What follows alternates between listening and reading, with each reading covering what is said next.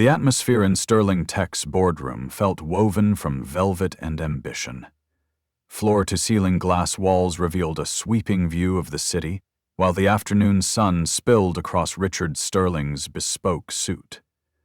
The arrogant CEO with the smile of a man who's never heard the word no. Beside him sat Victoria Cross. Sharp, cold, wrapped in a smoky gray suit, her fingers gliding over a tablet as if commanding the entire company with a single touch. The restructuring meeting was about to begin. Then the door swung open. A simple motion, yet it brought the entire room to a halt. An old black man stepped inside. Wrinkled shirt, scuffed leather briefcase, and a gaze so calm it chilled the air. Thomas Washington. They looked at him as one might regard a glitch in the system. Richard raised an eyebrow. Victoria stopped typing. The only sound left was the ticking of the clock. They didn't know. The name that had just walked in could, if spoken aloud, crack their entire empire in two. Thomas settles into the chair at the far end of the table, the spot typically reserved for junior staff or visitors of little importance. His presence seems to shrink in the vast room, dominated by oil paintings of Sterling Tech's supposed founders, though notably missing the actual founder. Richard raises an eyebrow, his voice cutting through the silence like a blade. Who exactly are you? This meeting is for executive leadership only. His tone carries the weight of someone accustomed to being obeyed without question. Thomas responds with quiet dignity, his voice steady despite the obvious hostility. I was invited to attend this meeting. He places his briefcase carefully on the table, the leather cracked from years of use. Victoria scans her tablet with theatrical efficiency, her perfectly manicured nails clicking against the screen. There's no record of your name anywhere on the attendee list. Security should have stopped you at the elevator. She looks up with the kind of smile that never reaches the eyes. How did you even get past the front desk? At that moment, Maria Santos slips into the room carrying a silver tray of coffee. The 28-year-old intern freezes when she sees Tomas, her face betraying a flash of recognition before she quickly composes herself. She knows exactly who this man is, but revealing that knowledge could cost her everything. Ms. Santos, Richard's voice drips with irritation. Why have you allowed a stranger into our boardroom? Do you understand the sensitive nature of today's discussion? His fingers tap an impatient rhythm against the table, each tap echoing like a countdown. Maria stutters, her coffee tray trembling slightly. I thought... But Richard cuts her off with a wave of his hand, dismissing her explanation before it can begin. Don't think. That's not what we pay you for. Escort this gentleman out, immediately. Richard's command hangs in the air like smoke from an expensive cigar. Tomas remains seated, his eyes moving deliberately from Richard to Victoria, memorizing their faces with the precision of someone who has spent months studying surveillance footage and financial reports. He recognizes these faces from the documents that have kept him awake for the past 6 months. Victoria stands, her heels clicking against the marble floor as she approaches Thomas. Sir, I'm going to have to ask you to leave. We have important business to discuss. Her voice carries the practiced authority of someone who has never been denied. Thomas meets her gaze with unwavering calm. I also have important business with this company. The simple statement carries an undercurrent that makes Victoria pause, though she can't quite identify why. Richard laughs, the sound harsh and mocking. Business? What kind of business? Are you here to apply for a janitor position? 'Cause I hate to break it to you, but we're not hiring for maintenance staff today. Thomas opens his weathered briefcase with deliberate care, retrieving a thin manila folder that looks insignificant compared to the corporate documents scattered across the table. I'd like to discuss Sterling Tech's performance metrics for the previous quarter. His words fall into the room like stones into still water. Richard and Victoria erupt into laughter, the sound bouncing off the walls of the boardroom. "You think you're what?" "The chairman of the board." Richard wipes tears from his eyes, still chuckling at what he considers an absurd joke. In 1985, Thomas Washington founded Sterling Tech in his basement with $500 and a dream that technology could bridge the gap between communities. Over 2 decades, he built it from a small startup into a billion-dollar empire. But after his wife's death last year, he stepped back from daily operations, trusting the leadership to people he believed shared his vision. That trust, he now realizes, was the greatest mistake of his life. Thomas opens the folder, revealing pages of financial data that shouldn't exist outside the executive suite. Third quarter revenue dropped 23%. Operating expenses increased 45%. Most concerning is the $2.3 million consulting fee paid to a shell company that Mr. Sterling established last month. Richard's face drains of color like water from a broken glass. "Where did you get that information? Those are confidential financial records." His voice loses its earlier confidence, replaced by something that sounds dangerously close to panic. Maria stands frozen in the corner, her hands trembling as she grips the empty coffee tray. For 3 months, she has been Tomas's eyes and ears inside the company, documenting Richard and Victoria's systematic theft and manipulation. She has watched them forge reports, transfer funds to personal accounts, and fire loyal employees to cover their tracks. Victoria moves closer to Maria, her voice dropping to a threatening whisper. "Miss Santos, do you know anything about this? Have you been sharing confidential information with unauthorized individuals?" The threat in her voice is as sharp as a surgeon's scalpel. Maria shakes her head vigorously, though sweat beads on her forehead despite the air conditioning. "No, ma'am. I don't know anything about financial reports." The lie tastes bitter on her tongue, but she knows the truth would destroy her before it could save anyone. Thomas looks at Maria with gentle encouragement, his voice soft but firm. "Don't be afraid, Miss Santos. The truth has a way of protecting those brave enough to speak it." His words carry the weight of someone who has faced down prejudice and hatred for 70 years and emerged stronger. Richard grabs Thomas by the shirt collar, his expensive cologne mingling with the scent of desperation. "Listen, old man, I don't know what kind of scam you're running, but you picked the wrong company to mess with.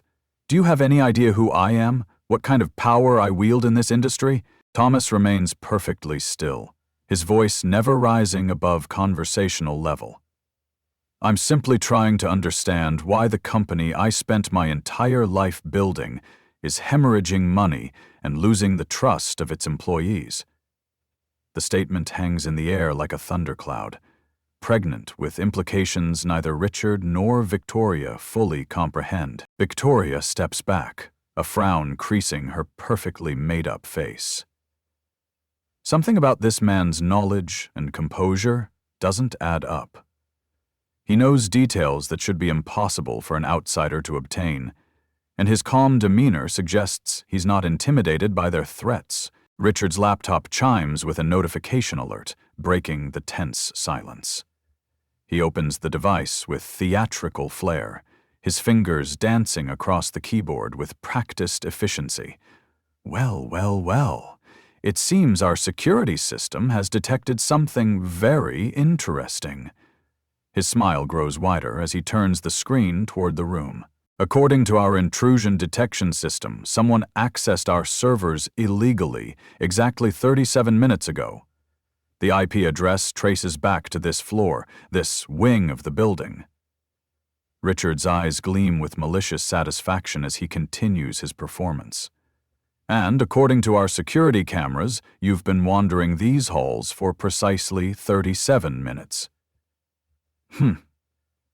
The man's HP jumps from retort to fury. Thomas furrows his brow, his calm demeanor showing the first crack of concern. "I only arrived 10 minutes ago. Your timeline doesn't match reality." His voice remains steady, but there's an edge now that wasn't there before. Victoria quickly moves to another laptop, her fingers flying across the keys as she builds upon Richard's fabrication. "Don't bother lying anymore. We have digital forensics that prove you hacked into our financial systems." She pauses dramatically, pretending to read from the screen. "Oh my God, Richard, it's worse than we thought." "What is it?" Richard asks, though his tone suggests he already knows the answer to his own question. "He didn't just access our files illegally. He attempted to transfer $500,000 from our operating account to an offshore bank account."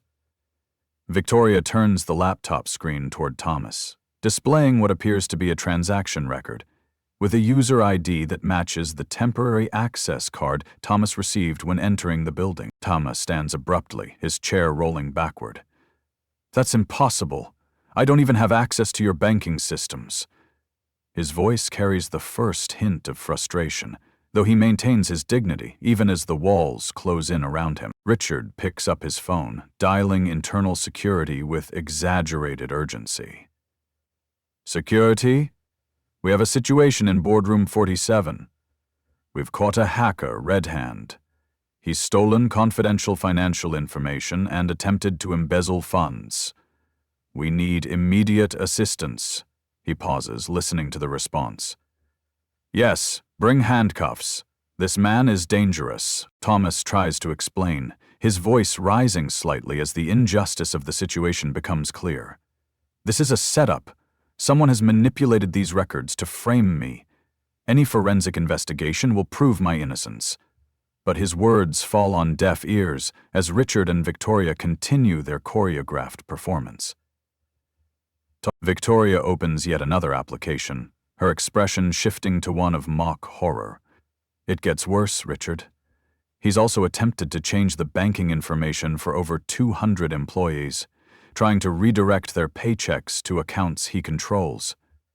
She points at the screen with trembling fingers. "This isn't just theft. It's systematic financial terrorism." "Financial terrorism?" Richard repeats the phrase with obvious relish. "That's a federal crime. We're talking about serious prison time." He turns to Maria, who has been watching the scene unfold with growing distress. "Miss Santos, you're our only witness to this man's suspicious behavior. Did you notice anything unusual when he entered the boardroom?" Maria finds herself caught between two impossible choices. If she defends Thomas, she risks losing her job and potentially facing criminal charges herself. If she remains silent, she becomes complicit in destroying an innocent man. Her voice comes out as barely a whisper. I don't know what to say." Thomas looks at her with understanding and compassion, recognizing the impossible position she's been placed in. "Tell them exactly what you observed, Miss Santos. The truth is the only weapon that can't be taken away from us." His words carry the wisdom of someone who has fought injustice his entire life. Heavy footsteps echo in the hallway outside, growing louder as they approach the boardroom. 4 security guards burst through the door, led by Jake Morrison, a man whose imposing physical presence fills the doorway. "Where's the hacker?" Jake demands, his hand resting on the handcuffs attached to his belt. Richard points dramatically at Thomas. "There's your criminal. He's stolen confidential information and attempted to embezzle over $500,000 from company accounts." His voice carries the authority of someone accustomed to being believed without question. Jake approaches Thomas with the confidence of someone who has handled countless corporate security incidents. "Sir, you need to come with us immediately. You're under citizen's arrest for computer crimes and attempted theft." His voice brooms no argument as he reaches for his handcuffs. Thomas raises his hands in a gesture of compliance, though his eyes never leave Richard's face. "I request the right to contact my attorney before answering any questions." His voice remains calm, despite the circus unfolding around him. Richard laughs, the sound echoing off the boardroom walls like broken glass. "Your attorney? Do you honestly think you can afford legal representation? Look at your clothes, man. You're wearing a shirt that probably came from a thrift store. His words drip with contempt and class-based prejudice. Victoria opens another file on her laptop, building upon their fabricated evidence with the skill of a seasoned con artist. The situation is even more serious than we initially thought, Richard. Our cybersecurity team has discovered that he attempted to access the personal information of our major clients, including social security numbers and banking details. She pauses for dramatic effect. This could be identity theft on a massive scale. Thomas's jaw tightens slightly, the first visible sign of anger he has shown throughout the entire ordeal. These accusations are completely fabricated. Any independent investigation will prove that these records have been doctored. His voice carries the weight of righteous indignation. Jake fastens the handcuffs around Thomas's wrists, the metal clicking with finality. Save it for the judge, old man. I've heard every excuse in the book. He begins leading Thomas toward the door. But Thomas stops and turns back to face his accusers. I want to speak with the company's legal counsel, Marcus Chan at Chan & Associates, Thomas says, his voice carrying an authority that momentarily gives everyone pause. He's represented this company for over 15 years. Richard and Victoria exchanged worried glances.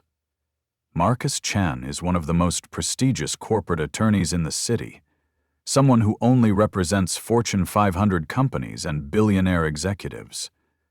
Why would a apparent vagrant know such specific details about Sterling Tech's legal representation? Victoria quickly recovers, her voice dripping with sarcasm. You can Google any law firm's name, sir. That doesn't prove anything except that you know how to use the internet. She signals to Jake. Please remove him from the premises immediately. As Thomas is escorted through the main office floor, hundreds of employees look up from their desks to witness the spectacle. Whispers spread like wildfire through the open workspace. Who is that old man? I heard he's a hacker. He looks homeless.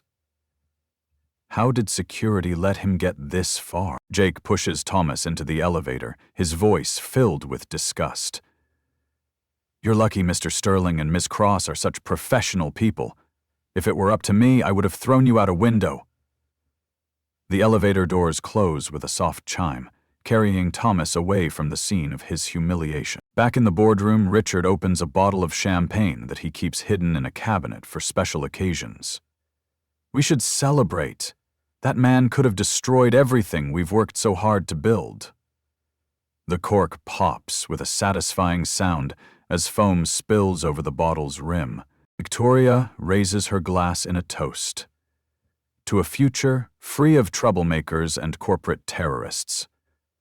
They drink deeply, savoring both the expensive champagne and their apparent victory over the threat to their comfortable lifestyle. Neither of them notices Maria in the corner, quietly using her smartphone to record their celebration. She has been documenting their crimes for months, following Tomas's careful instructions to gather evidence of their systematic theft and corruption. In the security office on the ground floor, Thomas sits on a hard plastic chair, looking out the window at the garden he personally designed 20 years earlier. He remembers the days when he could walk through every floor of the building without needing identification, when every employee knew his face and respected his vision for the company. Jake hangs up the phone after speaking with Richard. Mr. Sterling says you've caused $3 million in damage to the company's systems. The FBI is already on their way. His voice carries the satisfaction of someone who believes he has caught a dangerous criminal. Thomas smiles sadly, knowing that Richard and Victoria are inventing increasingly elaborate lies to ensure he faces serious prison time. They don't realize that every transaction in the company requires his personal authorization that only the real CEO can provide. The security office phone rings again, and Jake answers with professional efficiency. Sterling Tech Security. Yes, sir. I understand completely. He hangs up and turns to Thomas with renewed aggression. Mr. Sterling says you've also been attempting to sabotage our relationships with major clients. You're looking at federal charges now, old man. Thomas closes his eyes and thinks about his late wife, Margaret, who always told him that patience and truth would eventually triumph over hatred and deception. He knows that his moment of vindication is approaching, and when it arrives, Richard and Victoria will discover that their comfortable world of stolen wealth and borrowed power is built on foundations of sand. The security office door bursts open with such force that it crashes against the wall, startling Jake from his paperwork. Marcus Chen strides into the room, wearing a perfectly tailored Armani suit that costs more than most people's cars, followed by 3 associates carrying briefcases that gleam under the fluorescent lights. Jake jumps to his feet, his hand instinctively moving toward his radio. "Hey, you can't just barge in here. This is a restricted area." His voice carries the authority of someone who has spent years controlling access to secure spaces. Marcus doesn't even glance at Jake, walking directly to Thomas with the focused intensity of a guided missile. "Mr. Washington, I sincerely apologize for the delay. The board meeting ran longer than anticipated and traffic was absolutely horrendous." He speaks with the casual familiarity of someone addressing an old friend and valued client. Thomas stands, accepting Marcus's firm handshake with the dignity of someone who has never doubted this moment would arrive. "No apologies necessary, Marcus. Everything has proceeded exactly as we anticipated." His voice carries the quiet confidence of a chess master who has seen 10 moves ahead. Jake stares in confusion, his training manual having never prepared him for a situation involving prestigious attorneys and mysterious clients. What's going on here? This man is under arrest for computer hacking and embezzlement. His voice rises with the panic of someone losing control of a situation he thought he understood. Marcus turns to Jake for the first time, producing a business card from his jacket pocket with the fluid motion of a magician. "I am Marcus Chen, senior partner at Chen & Associates, personal attorney to Mr. Thomas Washington, chairman of the board and chief executive officer of Sterling Tech Corporation." Each word falls like a hammer blow against Jake's understanding of reality. The security office falls silent, except for the hum of fluorescent lights and the distant sound of traffic 47 floors below. Jake examines the business card as if it might transform into something else under close scrutiny. "That's impossible. Mr. Sterling told me this man is a hacker and a thief." One of Marcus's associates, a sharp-eyed woman in her 30s, opens her briefcase and withdraws a thick folder bound with official seals. These documents include certificates of incorporation, business licenses, and board resolutions, confirming Mr. Washington's ownership of 67% of Sterling Tech's outstanding shares, and his position as the company's legally recognized chief executive officer, Marcus adds with the precision of someone accustomed to dealing with corporate fraud. Richard Sterling is currently under investigation by both internal auditors and federal authorities for embezzlement, securities fraud, and conspiracy to commit corporate takeover. Every action he has taken during the past 6 months exceeds his legal authority and constitutes criminal activity. Jake swallows hard, the implications of the situation beginning to dawn on him like sunrise after a long night. "But Mr. Sterling said he told us that this man was dangerous, that he had stolen money." His voice trails off as he realizes he has been used as a pawn in someone else's criminal enterprise. Thomas retrieves his cell phone, dialing a number with the calm efficiency of someone making a routine business call. "Maria, could you please come down to the security office and bring all the documentation we've been preparing?" He ends the call and looks at Jake with genuine sympathy. "I don't blame you for following orders.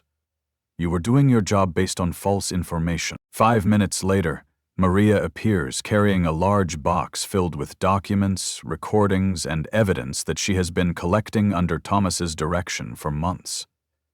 Her hands shake slightly as she sets the box on Jake's desk, knowing that these materials will destroy the careers and lives of people she has worked alongside. Mr. Washington, Maria says quietly, her voice filled with relief and exhaustion. I recorded their conversation just now.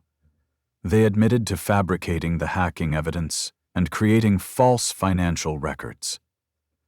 She produces a small digital recorder, its red light still blinking to indicate active recording. Marcus smiles with the satisfaction of a prosecutor who has just received a confession. Perfect. Jake, would you mind calling Richard Sterling and Victoria Cross down here? Tell them there's a VIP client who wants to discuss the hacking incident. His tone suggests this is less a request than a politely worded command. Jake nods, his hands trembling slightly as he dials the internal extension. Mr. Sterling? There's a VIP here who wants to discuss the hacker situation. Yes, sir. Right away, sir. He hangs up and looks at Thomas with new respect mixed with embarrassment. They're on their way down. Thomas opens the evidence box, retrieving a tablet computer that connects him to Sterling Tech's central systems. Marcus, did the board approve the termination orders?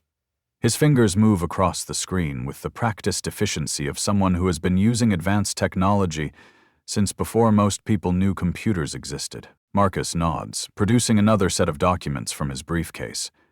Unanimously approved this morning. The board was quite disturbed by the evidence of systematic theft and fraud. He hands Thomas a pen with ceremonial significance. All that remains is your signature as Chief Executive Officer. The sound of expensive heels clicking against marble grows louder as it approaches the security office. Victoria appears first, her confidence intact as she strides through the door expecting to find a grateful victim ready to thank them for catching a dangerous criminal. Richard follows closely behind, already beginning to speak before he fully enters the room. Jake, I hope this VIP understands that Sterling Tech takes cybersecurity very seriously. We've handled this situation with... Richard's voice dies in his throat as he sees Marcus Chen standing beside Thomas, who is now holding a tablet and wearing the expression of someone completely in control. Victoria stops so abruptly that her designer heels skid slightly on the polished floor. Marcus?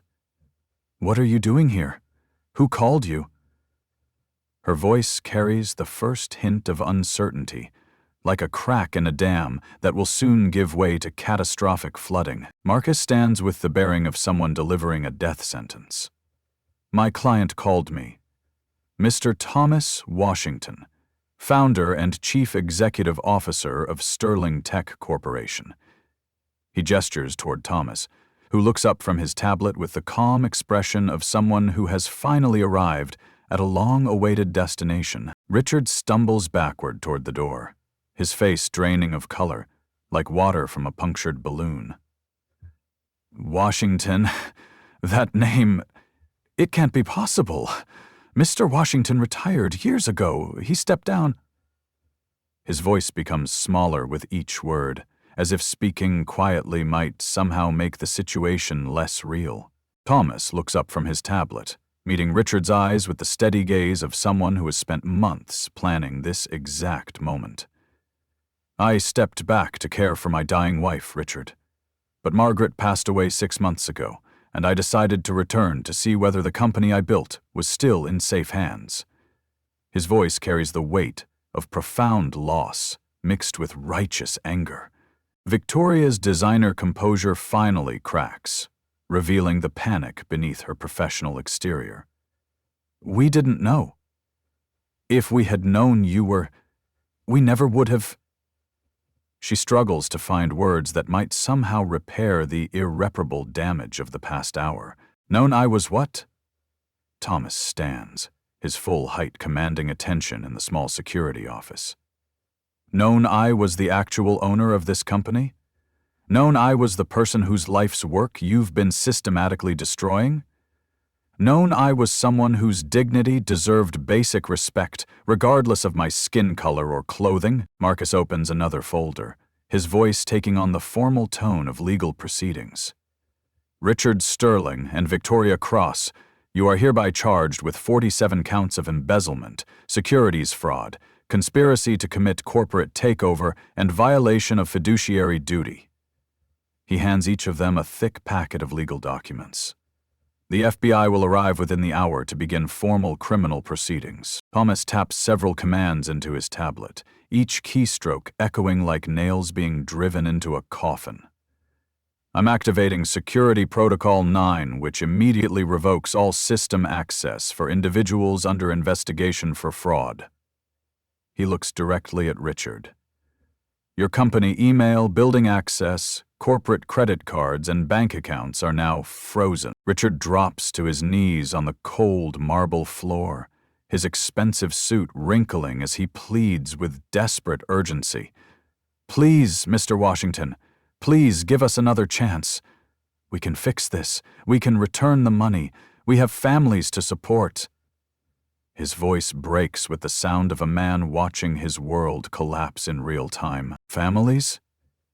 Thomas's voice rises slightly, showing the first crack in his calm exterior.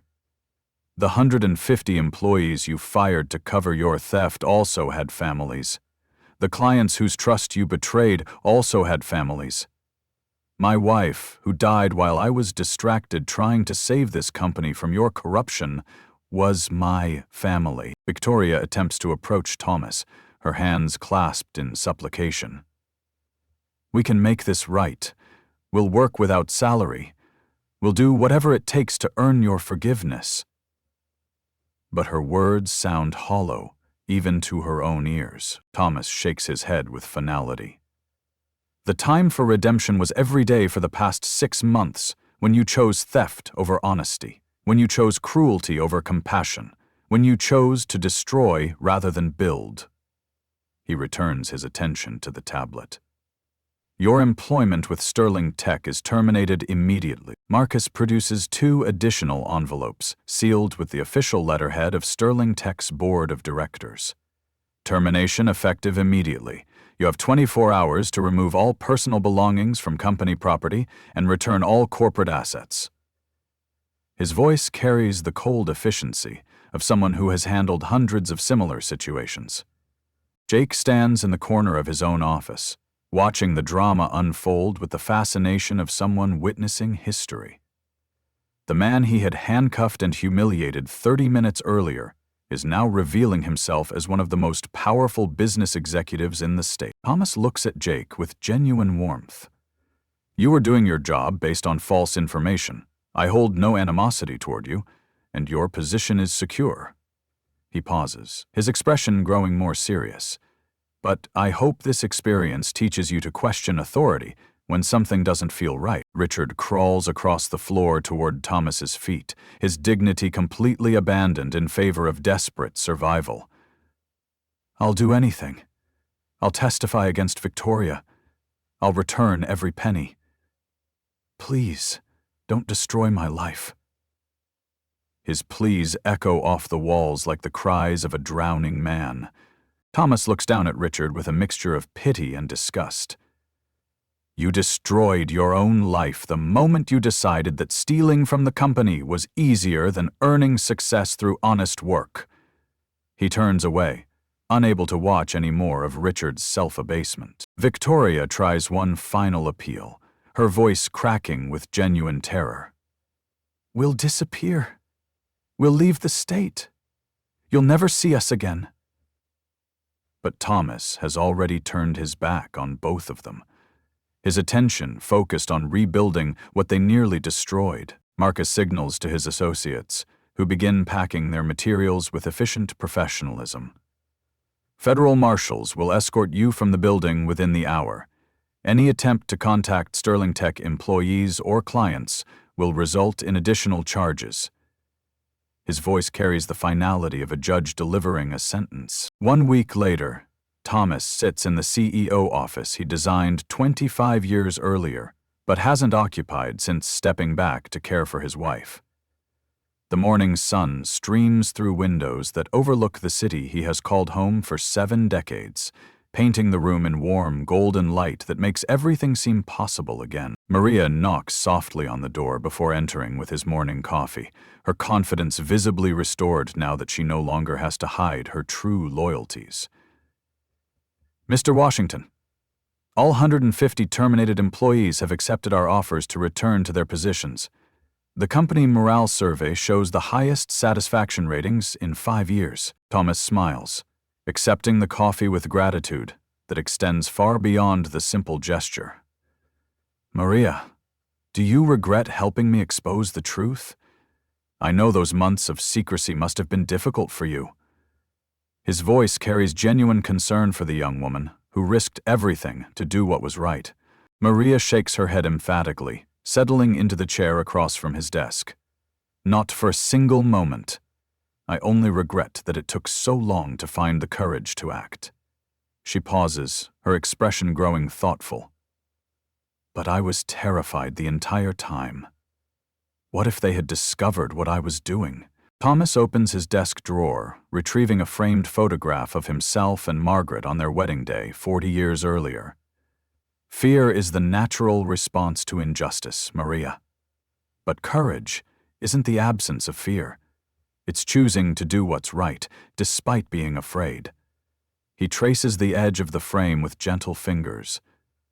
Margaret always told me that integrity is what you do when nobody is watching. What do you think will happen to Richard and Victoria?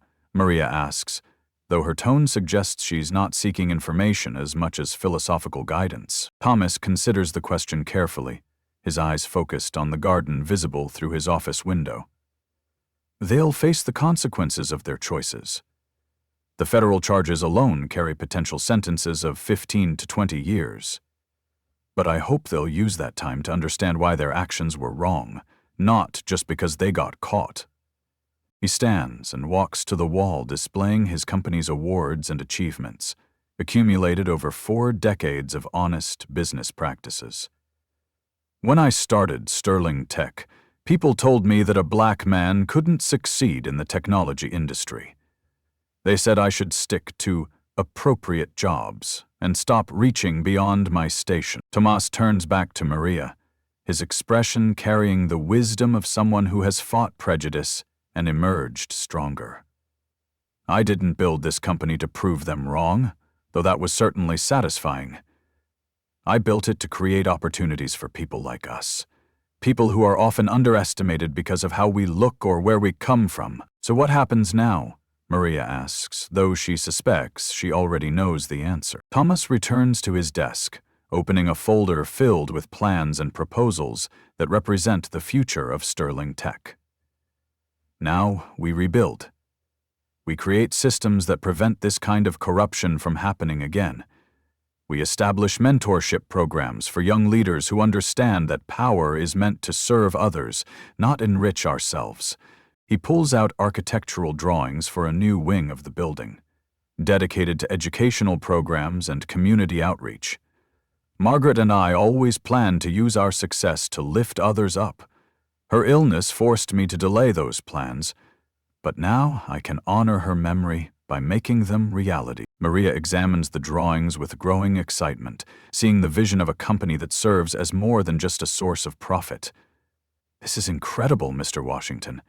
You're creating something that will last for generations. Thomas nods, his expression filled with quiet satisfaction.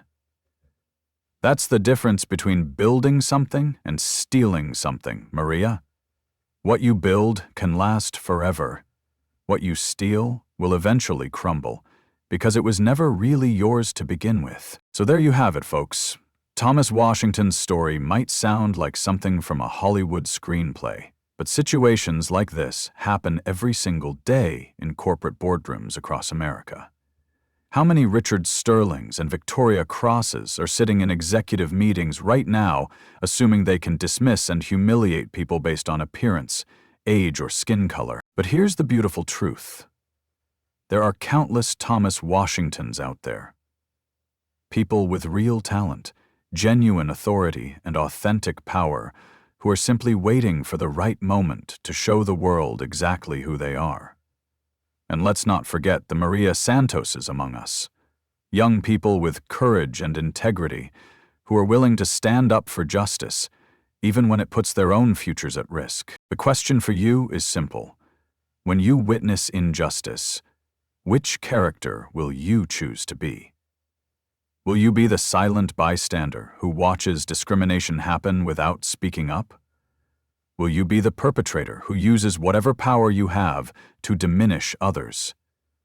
Or will you be the person who stands up for what's right, regardless of the personal cost? If this story made your heart race with satisfaction, hit that like button and subscribe for more tales of justice served cold and revenge served hot. And remember, never judge a book by its cover, especially when that book might own the entire library you're standing in. Because in a world where appearances can be deceiving and power doesn't always announce itself with expensive suits and corner offices, the most dangerous assumption you can make is thinking you know who has the real authority to change your life forever.